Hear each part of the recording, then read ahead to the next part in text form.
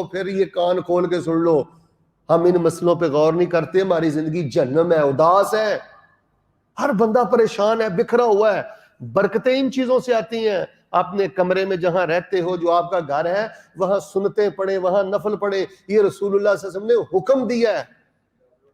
اور پھر رسول اللہ صلی اللہ علیہ وسلم نے اس سے خیر ہوتی ہے، اس سے برکت ہوتی ہے۔ آپ کوشش کریں، اگر آپ کمرے سے آتے ہیں نا، مثال کے طور پہ عصر کی نماز کے لیے کمرے سے آیا ہے، یا آپ فجر کی نماز کے لیے کمرے سے آیا ہے، تو آپ فجر کی سنتیں کمرے میں پڑھ کے آئیں۔ یہ رسول اللہ صلی اللہ علیہ وسلم کا حکم ہے۔ فرمایا آدمی کی بہترین نماز اس کے کمرے میں ہے، اس کے گھر میں ہے، اس کی کوٹھی میں ہے، اس کے مکان میں ہے، سوائے فرضی نماز کے۔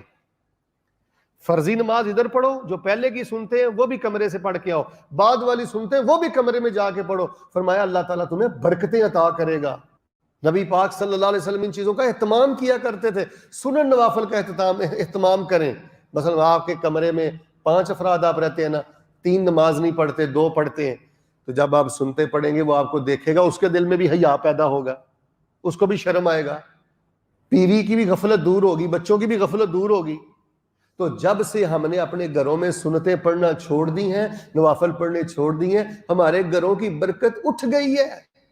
کمرے سے نکلتے ہو سنتے پڑھا کریں، نوافل پڑھا کریں، گھروں میں برکت رہتی ہے، خیر رہتی ہے۔